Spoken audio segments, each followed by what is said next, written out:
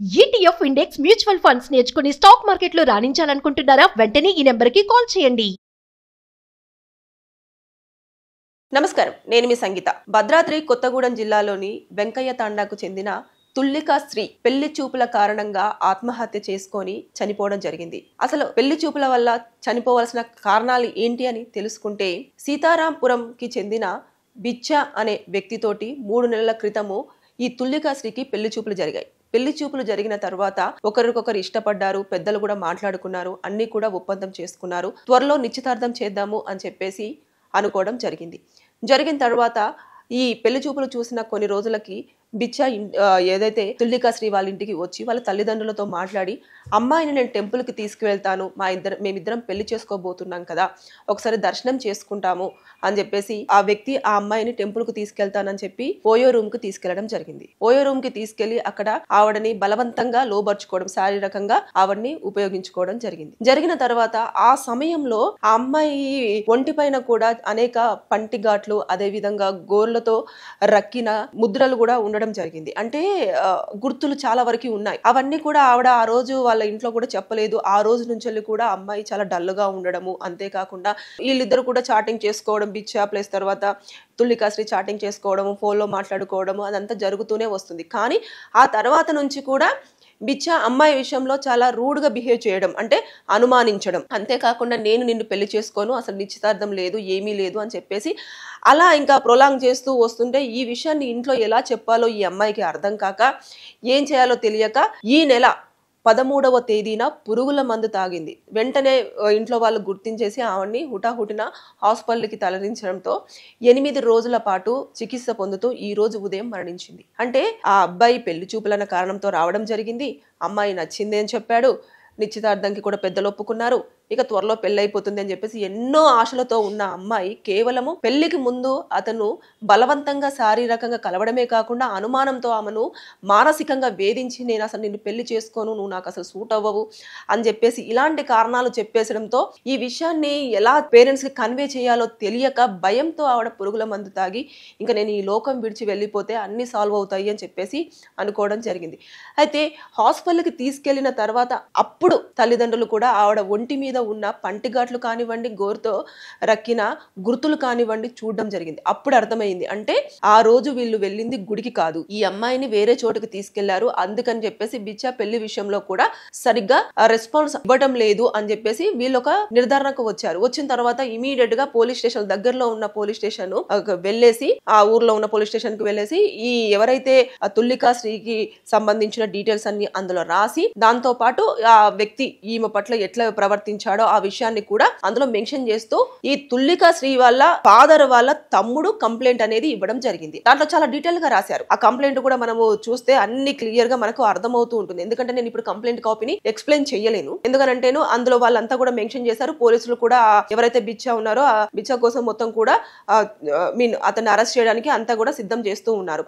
అంటే అతను ఎయిర్పోర్ట్ లో ఒక మంచి ఉద్యోగంలో ఉండడం జరిగింది, వచ్చాడు, అమ్మాయి నచ్చాడు అని చెప్పేసి అన్నారు. అంటే ఇదంతా చూస్తూ ఉంటే ఎలా ఉంది, కేవలము ఉపయోగించుకోవడం కోసం మాత్రమే, అమ్మాయిని శారీరకంగా వాడుకోవడం కోసం మాత్రమే వచ్చినట్టుగా ఇక్కడ కనిపిస్తుంది. అంటే మనం కొన్ని సార్లు కొన్ని సందర్భాలలో మాకు కేసులలో ఒక మాట చెప్తూ ఉంటారు. ఏంటి అంటే, మేడం నన్ను పెళ్లికి ముందే శారీరకంగా మనం కలిసిన తర్వాతనే మన ఇద్దరం అండర్స్టాండింగ్ తో ఉంటామా లేదా అన్నది తెలుస్తుంది. కాబట్టి నిశ్చితార్థానికి ముందు కానివ్వండి, పెళ్లికి ముందు కానివ్వండి, ఒకసారి మనం కలిస్తే లైఫ్ లాంగ్ హ్యాపీగా ఉంటామా లేదా అనేది అక్కడ తెలిసిపోతుంది. కాబట్టి కలవాలి అని చెప్పేసి కొంతమంది మమ్మల్ని ఇబ్బంది పెడుతూ ఉంటారు అని చెప్పేసి కొన్ని సందర్భాలలో, కొన్ని కేసులలో మేము వింటాం. కానీ ఇక్కడ చూస్తే అది ప్రాక్టికల్ గా జరిగిపోయింది. అంటే పెళ్లి చూపులు అయిపోయింది, ఇంకా నిశ్చితార్థం కూడా కాలేదు, అమ్మాయిని టెంపుల్ అని తీసుకెళ్లేసి వాడుకున్న తర్వాత ఇంకా అనుమానం, నువ్వు నాతోటే వచ్చావు, ఇంకెవరితోటి వెళ్ళవన్న నమ్మకం ఏంటి, ఇలాంటివన్నీ. అంటే ఆవిడ మొబైల్లో వారి యొక్క చాట్ కన్వర్జేషన్ అంతా కూడా, ఆవిడ మొబైల్ అంతా కూడా పోలీస్ స్టేషన్ లో పోలీసుల హ్యాండ్ ఓవర్ చేసుకోవడం జరిగింది. ఇప్పుడు దాని పాస్వర్డ్ అంతా ఓపెన్ చేసిన తర్వాత వీరిద్దరు చాట్ విషయంలో ఏం జరిగింది, ఏంటిది, అసలు ఏం మాట్లాడుకున్నారు,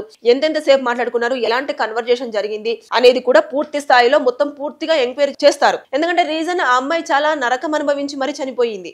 అంటే ఇటు మానసికంగా అదే విధంగా శారీరకంగా కూడా. ఈ రెండు నేపథ్యంలో ఆ అబ్బాయి మీద కూడా కేసు ఫైల్ చేసిన పోలీసులు ఆ అబ్బాయిని ఎక్కడున్నా కూడా పట్టేసుకొని ఇంకా స్టేషన్ తీసుకొచ్చి అతన్ని ఏమేం క్వశ్చన్స్ అడగాలో ఆ క్వశ్చన్స్ అడగడం కానివ్వండి, ఎందుకు పెళ్లి చేసుకోను అని చెప్పేసి చెప్పావు, ఆ అమ్మాయిని ఎందుకు ఇబ్బంది పెట్టావు, ఎందుకు అనుమానించావు, అనుమానించడానికి రీజన్స్ ఏమిటి, ముందుగానే పెళ్లికి ముందుగానే శారీరకంగా కలవడానికి ఆ అమ్మాయిని ఇబ్బంది పెట్టావు అనే విషయాలు కూడా మొత్తం పూర్తి స్థాయిలో ప్రతిదీ పోలీసు వారికి ఏదైనా డౌట్ వచ్చింది అంటే వారికి కన్ఫర్మ్ అయ్యేంత వరకు ఆ విషయంలోనే పలు రకాలుగా కూడా ఇంట్రాగేషన్ అనేది జరుగుతూ ఉంటుంది. కాబట్టి ఎక్కడ కూడా నిందితులు తప్పించుకోవడానికి ఆస్కారం లేకుండా తల్లిదండ్రులు కూడా ఇక్కడ చాలా గట్టిగా పోలీసులను రిక్వెస్ట్ చేస్తూ ఉన్నారు. ఏమనంటే ఎలాగైనా సరే తప్పు చేసిన బిచ్చాను కంపల్సరిగా అరెస్ట్ చేసి ఖచ్చితంగా శిక్ష పడేలాగా మాకు న్యాయం చెయ్యండి, మా అమ్మాయికి పెళ్లి అవుతుంది అని చెప్పేసి మేము ఆనందంగా ఉంటే ఆ రోజు టెంపుల్ అని తీసుకెళ్లేసి శారీరకంగా వాడుకొని నా కూతురికి పెళ్లి చేసుకోనని చెప్పేసి అంటే మనస్తాపంతో చనిపోయింది, కాబట్టి న్యాయం చెయ్యండి అని పోలీసులను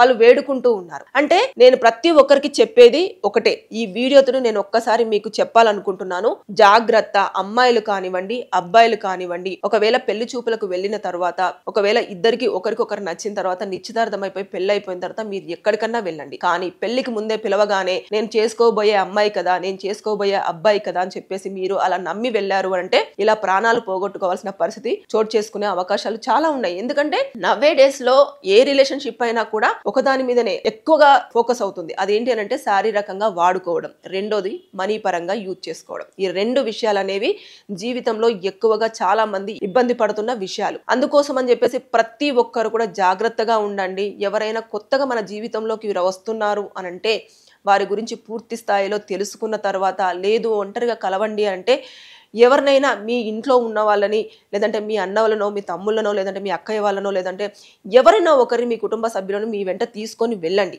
వెళ్ళి కలిసి రండి. అంతేకాని సింగిల్ గా వారిని నమ్మి వెళ్ళడానికి అంటే వాళ్ళు ఎవరో మనకు తెలియదు, వారి ఇదివరకు వాళ్ళు ఎలా ఉన్నారో మనకు తెలియదు. సడన్ గా వచ్చి మీరు నాకు నచ్చారు నేను పెళ్లి చేసుకుంటాను అనగానే నమ్మిపోవడం వల్ల ఇప్పుడు తుల్లికాశ్రీ చనిపోవాల్సిన పరిస్థితి చోటు చేసుకుంది.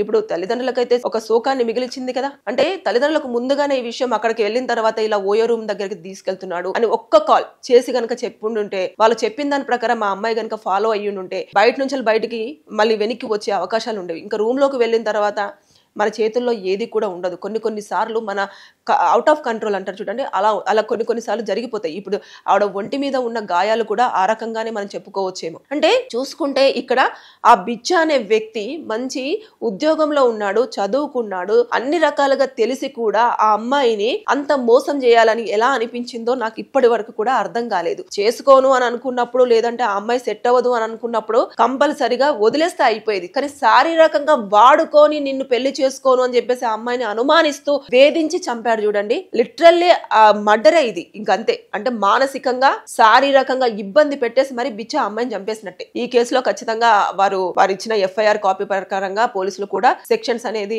ఏవే సెక్షన్స్ అట్రాక్ట్ అవుతాయో దాని ప్రకారం చూడడం జరుగుతుంది. చూసిన తర్వాత కంపల్సరిగా ఒక అమ్మాయి మరణానికి కారణమయ్యాడు కాబట్టి బిచ్చ ఆయనకు బేసిక్ గా మీకు తెలిసిందే ప్రతి ఒక్క కేసులో కూడా చెప్పడం జరుగుతుంది, శిక్ష అనేది ఉంటుంది. మినిమం ఒక 5 to 7 years వరకు కూడా అతనికి జైలు శిక్ష పడే అవకాశాలు ఉంటాయి. కాబట్టి తస్మాత్ జాగ్రత్త. నేను ప్రతి వీడియోలో చెప్తున్నాను, మనకు ఏదన్నా కొత్తగా జీవితంలోకి వస్తుంది అన్నప్పుడు దానికి 1కి 100 సార్లు ఆలోచించండి. ఎవరైనా ఒంటరిగా కలవండి అని అంటే ఎవరిని కూడా మీరు నమ్మి ఒంటరిగా వెళ్ళి కలవద్దు. నేను చాలా సార్లు వీడియోస్లలో చెప్తున్నాను, దయచేసి మీరు మీ రక్షణ మీ చేతుల్లోనే ఉంది.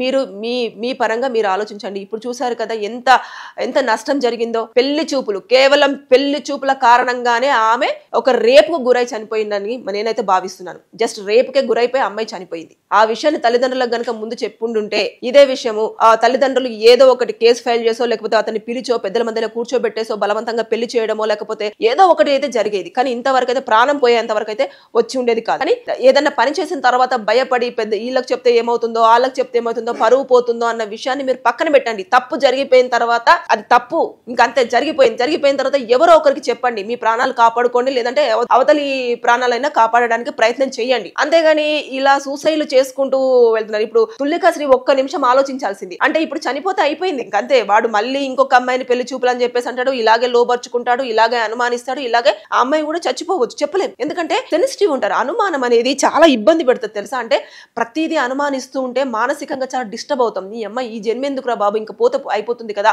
అన్న స్టేజ్కి వచ్చేస్తారు జనాలు. కాబట్టి తుల్లికాశ్రీ చేసిందైతే ఆవేశంలో అలాంటి నిర్ణయం తీసుకోకపోవాల్సింది. పురుగుల మందు తాగి చనిపోవడం అనేది నాకు కొంచెం బాధగా అనిపించింది. సో ఆమె జీవితంలో పెళ్లి చూపులు అనేది ఆమె చావుకు కారణమైంది. ఇది రియల్లీ వెరీ సాడ్ న్యూస్ నిజంగా.